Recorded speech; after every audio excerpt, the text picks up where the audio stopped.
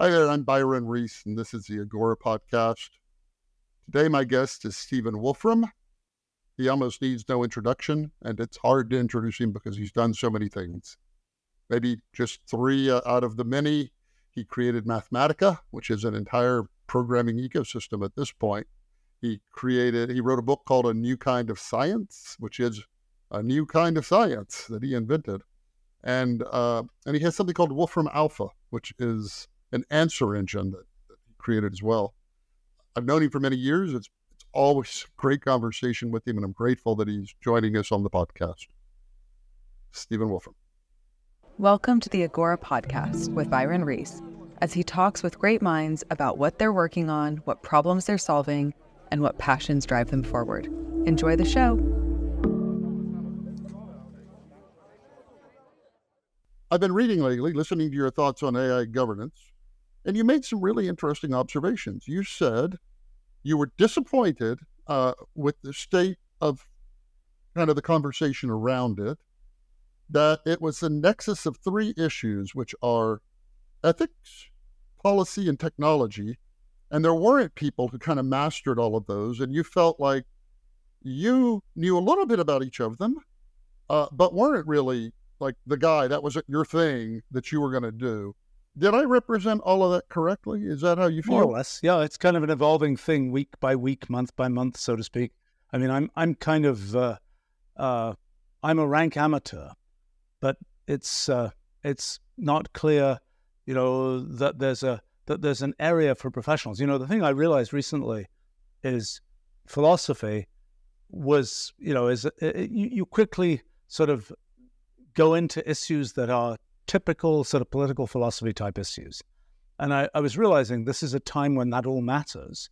I was realizing, when did that last matter? And, 1600s, 1700s, people were inventing kind of modern democracy. People really cared about what, a bunch of these political philosophers had to say about that. I think we're back at a time when one actually has to think, and think in a sort of deep philosophical way. And I, don't have the answers, but I think that the idea that there's kind of a quick solution, and we're just going to put, a few little technology hacks in here and there, and and it's all going to go fine, is there's deeper thinking that has to go on. I mean, give you an example of something I was realizing recently. It's people keep on talking about, we got an AI, we're going to put some sort of constitution around what the AI might do or whatever else. But we're thinking about that as an AI. My guess is that one of the things that, if we look at humans and we say, let's say there was just one human in the world, how would we get that one human to sort of do the right thing? It's very hard to see how that would work. When we have human society, there are many more kinds of checks and balances that exist in the way that people want to be kind of connected into the society and so on, the way that, that has an effect. Like, for example, if you imagine the AIs and you say, does an AI have an internal belief that it should survive? We humans have sort of a built-in belief that comes from a few billion years of us having sort of struggled for life in biological evolution. We have a built-in instinct that we should survive. And, at least most people do. And I think that and that means that certain kinds of things that say, oh, well, if you do this or that bad thing, you won't survive, or you won't survive happily, or whatever else, that becomes a real reason for us to do the right thing, so to speak. But for an AI, as it is right now, it's kind of like, well, unless we insert into the AIs an instinct for survival, which, seems very Terminator-like and very scary, so to speak, and is probably the wrong thing. If we just say, okay, AIs, you're going to be fed the thing that we just got from a couple of billion years of biological evolution, we want you to think you should survive, and therefore you shouldn't do the wrong thing, because otherwise we're going to switch you off type thing. That's one approach. Another approach, which I was thinking about recently, is what if there's a whole society of AIs, and a large part of the value of an AI is that it has connections to all these other AIs. And if the AI kind of does things which the collection of AIs, the society of AIs, thinks are a bad idea, then that AI gets sort of ostracized from that society, kind of naturally, because those other AIs are trying to do things where ultimately, sort of at the edge of the AI network, somebody is going to trust that they did the right thing and so on. So it's kind of it's one of these things where if you have the society of AIs, you get a different set of possibilities for how you think about, sort of determining what the AIs do than you do if you have the one AI controlled by some sort of set of, programming rules or something about the AI, which, by the way, I think that is a doomed concept. I mean, the idea that we'll write down rules that say exactly what the AI should do, kind of the whole computational irreducibility story and common sense basically tells you there's always unexpected stuff that's going to happen. You're never going to be able to get a set of rules that allow the AI to do things that you want the AI to do because they're going to be valuable and helpful, but always guarantee to never let the AI do the wrong thing, so to speak. I think that, yeah. I don't have a silver bullet kind of answer, but I do have a way to frame it, I think, that's useful for me, which is, we have, you talk about, well, we're going to have to decide, should it run over the llamas or the two dogs? We're going to have to figure all that out. The thing about it is we have 400 years of English common law already and case law already addressing all of those kinds of things. And that's based on Roman law, which goes back to Hammurabi's code, and Justinian's law. So we have actually thousands of years of thinking about this with incredible nuance and with tons of case law of every kind of thing.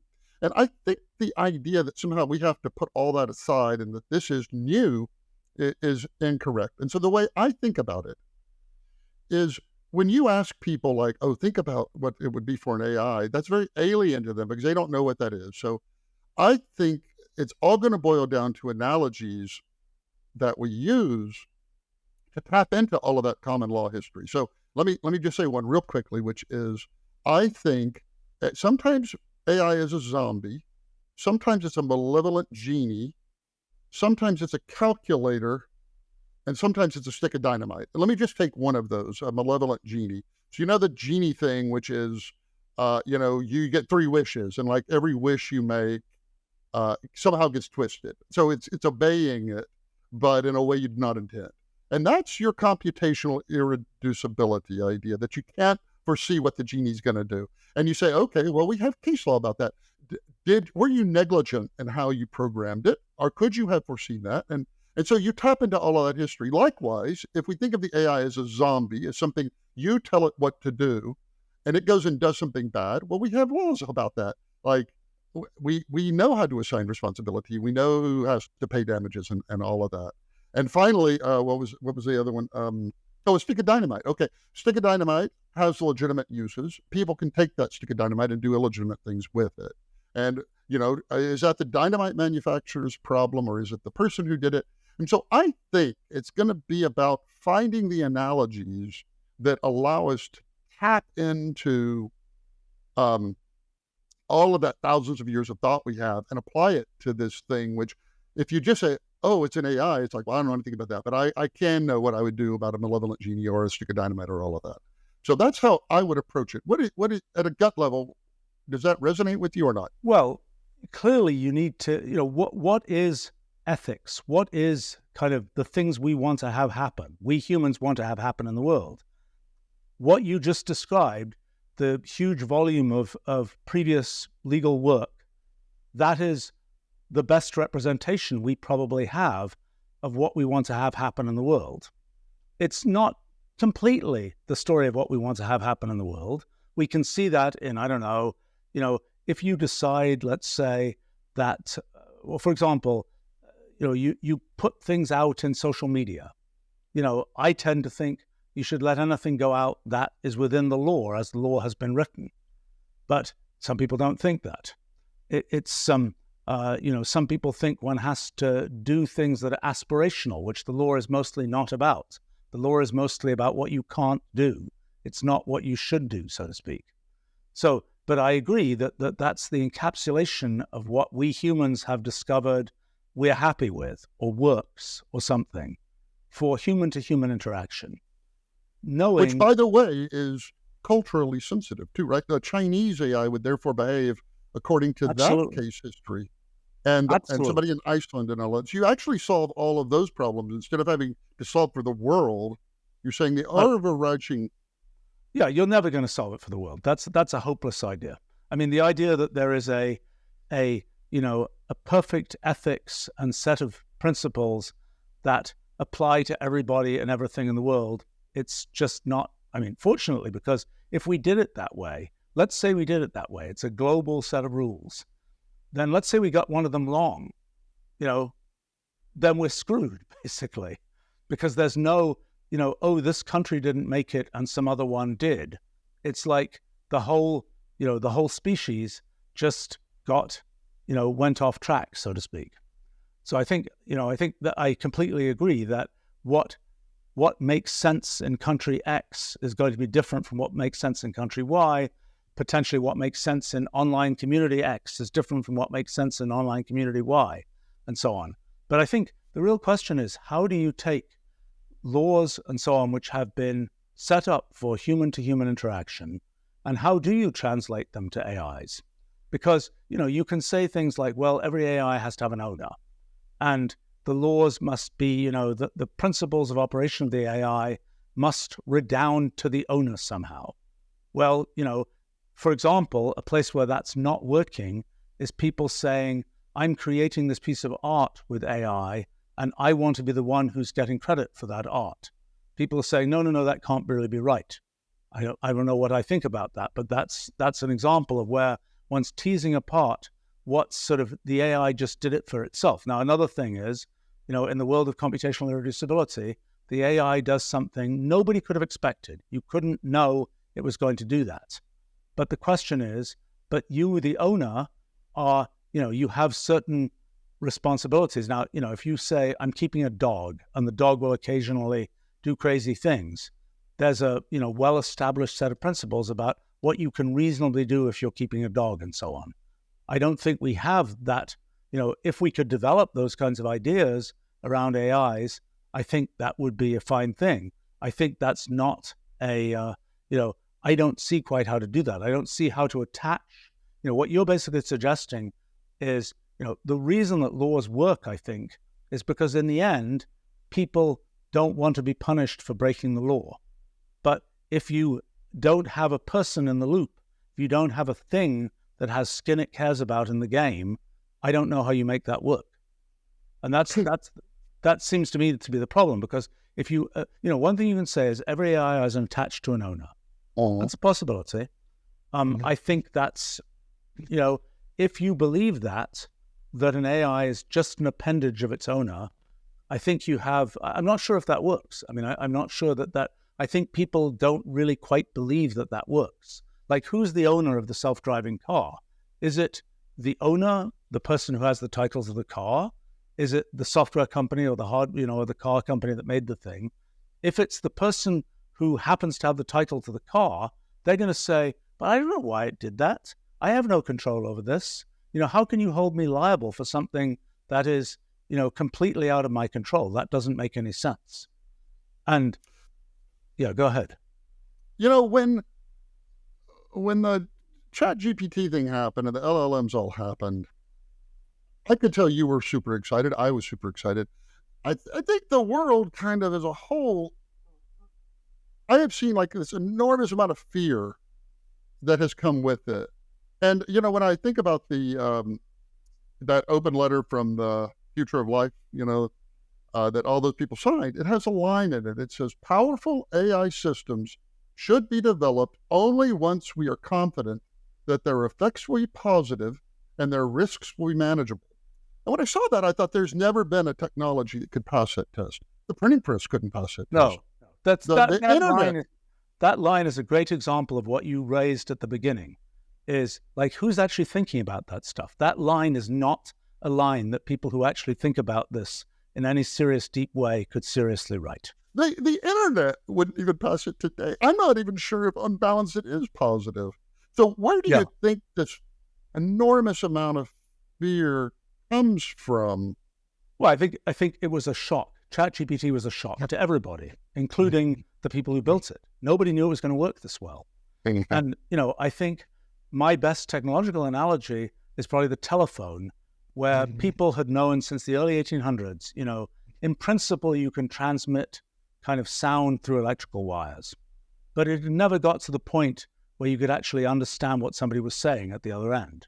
And then, Alexander Graham Bell sort of hacked together what was needed, and suddenly you could, it was good enough that you could understand it.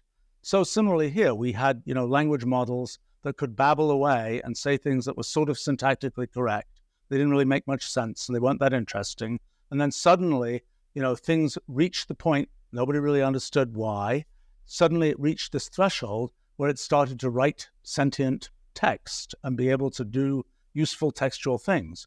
To me, that was, that's an exciting scientific moment that probably reflects something about language that we didn't really understand, probably reflects the fact that there's more of a kind of semantic grammar, more structure to the meaning construction of language than we imagined. It's something where I kind of feel like it's almost embarrassing. It's like Aristotle almost started talking about this. He got logic, and he almost started talking about things that would sort of generalize logic to other kinds of formalized thinking, but he didn't really make more progress on that. And it's been kind of dropped for a couple of thousand years. And now this AI comes along and it's kind of waving this big flag saying, yes, human language actually does have more structure than you thought.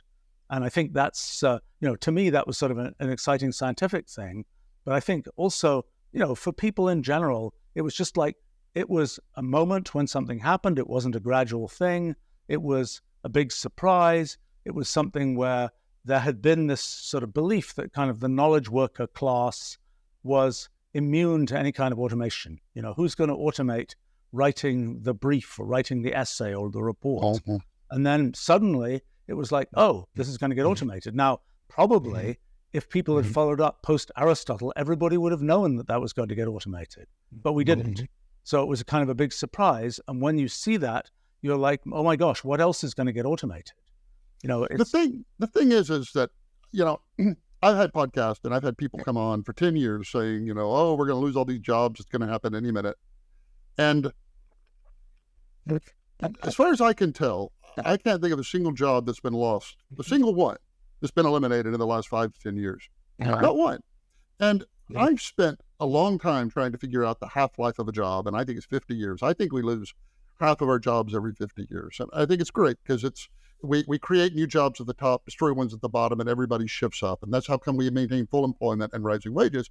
And I actually get a sense it doesn't seem to be as fast to me as it has been.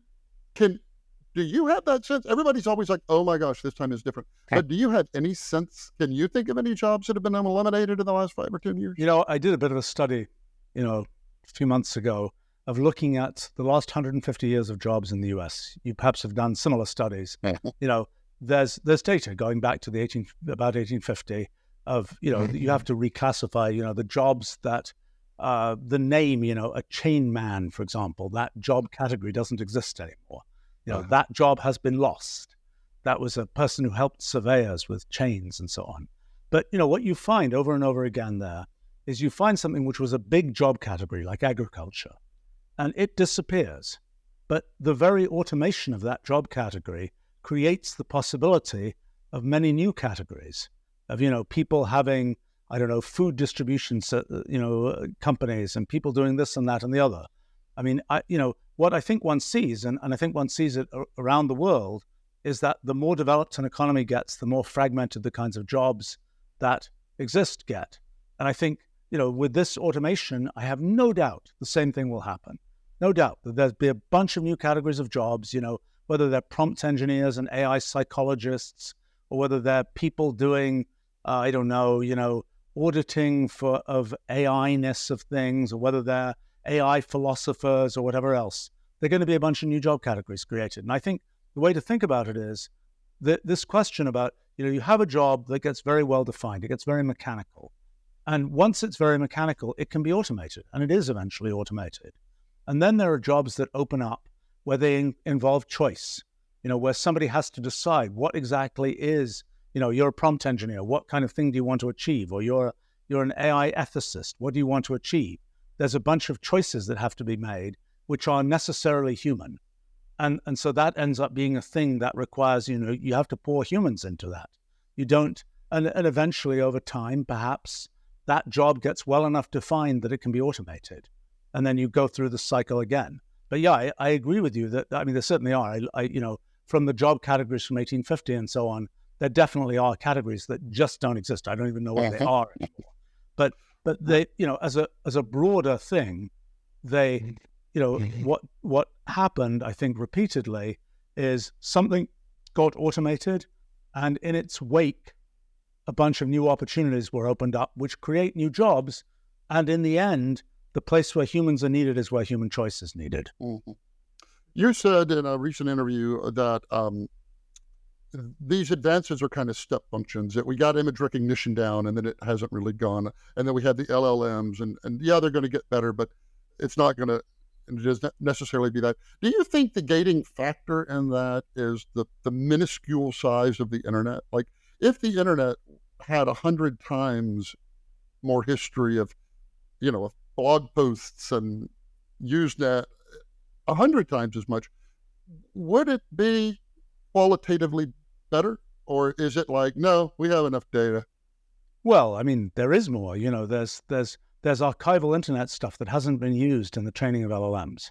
There's the deep web and so on, which is probably 100 times, and the archival stuff is probably at least 10 times what's been used in the training so far. So there's a couple of orders of magnitude more. I will be surprised if it's qualitatively different.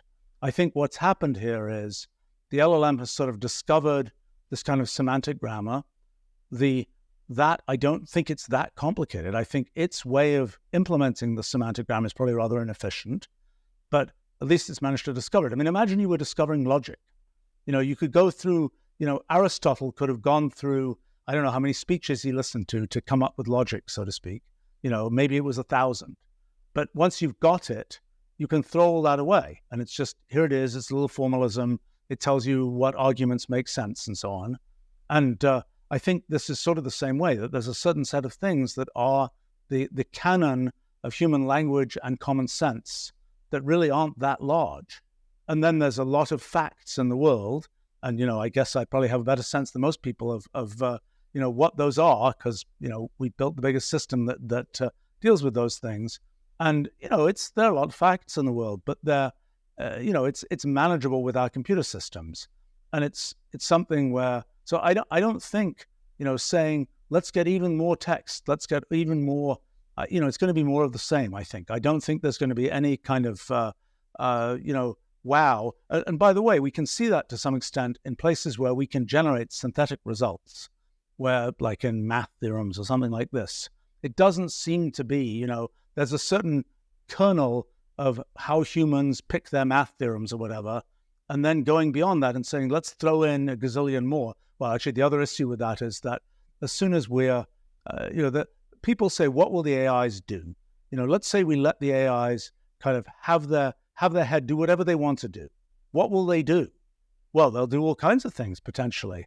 The question is, to what extent are those things aligned with what we humans even recognize and care about? Or are the AIs going off and generating all this amazing computational art, which to us just looks like a bunch of random pixels? And that it's the ultra modern art, so to speak, that we don't yet understand, and the AIs just went off and generated it, and it doesn't relate to anything we care about. And I think that's, when people say, what will the AIs choose to do? Well, there's sort of an infinite space of things. I did this study recently looking at generative AI kind of imagery, and asking the question, what fraction of the space of images that can be generated by a generative AI that's been trained on human images, what fraction of those images are associated with concepts that we actually have so far? Like, I had the example of a cat in a party hat. There's a kind of island in this sort of space of possible images that we recognize as something like that. So my estimate is that about 1 part in 10 to the 600 of the space of possible images consistent with the kinds of things, even consistent with the kinds of things that we humans have put on the web and so on. Only 1 part in 10 to the 600 are kind of concepts that we've already got names for. Everything else is kind of this interconcept space of things that we humans have never explored, don't have words for.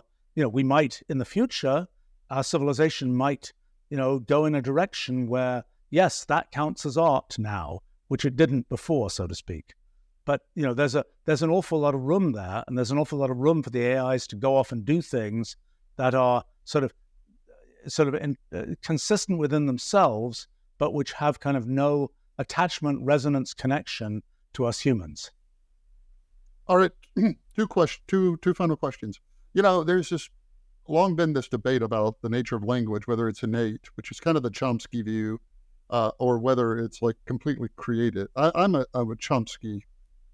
I think I follow that way, and I think that ChatGPT, broadly speaking, would support it, because I only say that based on what you just said, which is evidently there's a structure to it that we were maybe not quite privy to. Would you? Yeah, no, absolutely. I think that if you have a thing that is basically a neural net that has a certain way of operating, it's going to have certain kinds of things that it can deal with, and that includes language as we set it up, and whether there is I don't know whether I can't tell you that language as we have set it up is the only conceivable way of achieving that kind of communication. But I think it is the case that way of, given a neural net, I don't know how many different ways there are it could be set up, but it's, that's another constraint on how it's set up. I mean, I think the thing about language, for example, composability in language, the fact that there are words that can be taken out, disembodied, and stuck in somewhere else and still are useful is far from obvious. The fact but it is incredibly fundamental to the way that our kind of thinking processes seem to work.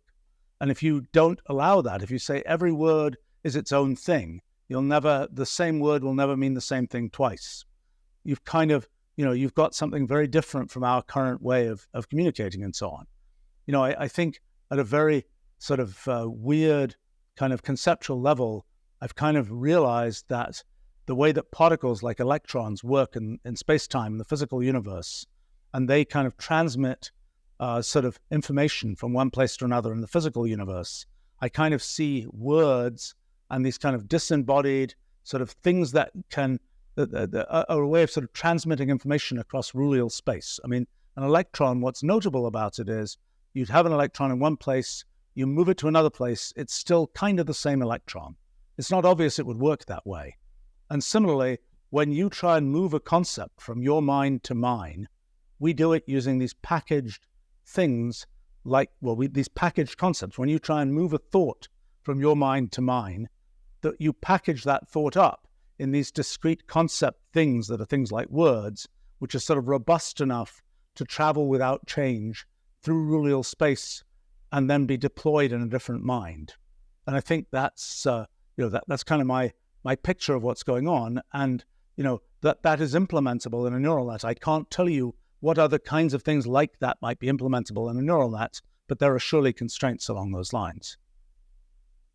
I recently wrote an article, I haven't published it yet, called "The 4 Billion Year History of ChatGPT," and what it posits is that there for 3.5 billion years, the only place we stored information was DNA. That was the only place to store information. And then we invented brains, and for 500 million years, we had this second storage thing, which was faster and more, could hold more.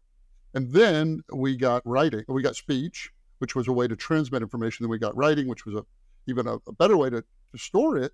And then we got books and we got libraries. Then we got cheap books. And each of these is like this step because you see civilization and all of that.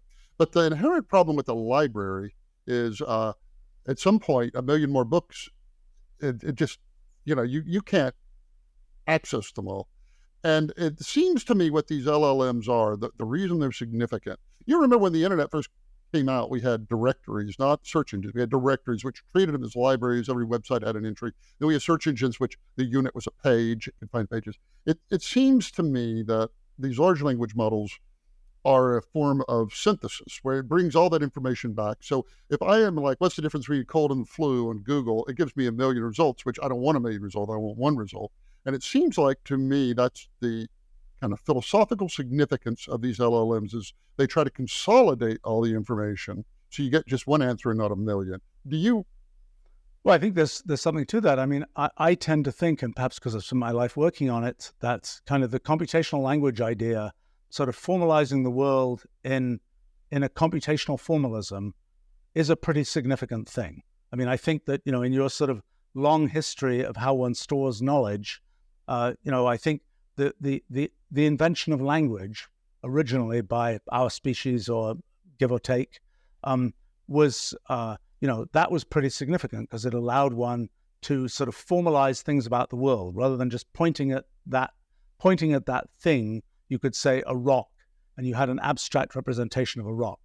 And then we got things like logic, and we got mathematics, which is another kind of type of formalization of the world.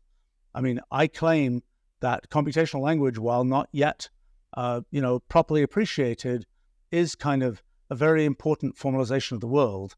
And I think that LLMs are, they're a slightly different thing. They are, it's like, well, you can use logic and mathematics, and you can conclude things about the world that are not quite the same as what a person would conclude kind of off the top of their head. That's what LLMs are doing, is kind of doing what humans do quickly, so to speak. They're not doing what we've now learned formalism can do in a giant tower, so to speak. But in terms of, are LLMs a good encapsulation of the average human and what the average human knows and how the average human thinks about things? The answer is yes, basically. I mean, and I think probably, it's an interesting point that there are things where you say, well, what's the average conclusion? I found it very useful to be able to go to an LLM and say, hey, what's the conventional wisdom about this? What we don't yet see in LLMs is what's the spread of wisdom, so to speak. LLMs right now are concentrating on the kind of statistical average of this is the conventional wisdom, so to speak. And probably with similar methodology, we'll be able to see something about the distribution of conclusions and things like this. But I think, I tend to think that what we've got in an LLM is a good encapsulation of the conventional human, so to speak. One of the things that happened over the last 300 years, 2,000 years or whatever, is that we realized that there was this kind of ultimately computational idea of formalism that lets us go beyond what is the mere human capability. And what, the issue with that is it allows us to build tall towers that are far beyond what we can do with our minds, but also those towers may be things where we say, well, that's a tower. I don't care about that tower.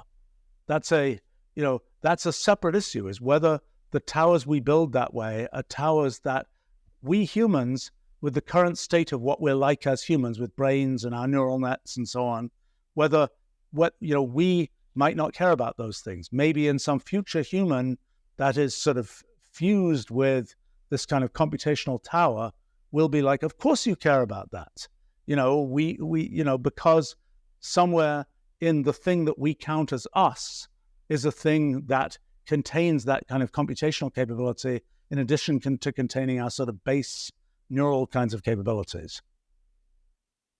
Wow, that was great. I love talking to Stephen Wolfram. This is probably my 7th interview with him, and every time I learn so much. I thank you so much for listening. Please share this with anybody you think might enjoy it as well. Be sure to like or follow us. I'm Byron Reese. This is the Agora Podcast, and goodbye. If you like what you heard today, please take a moment to like, comment, and subscribe so that more folks like you can become a part of the Agora. Visit byronreese.com for more information about each episode and to learn about Byron's forthcoming book, We Are Agora.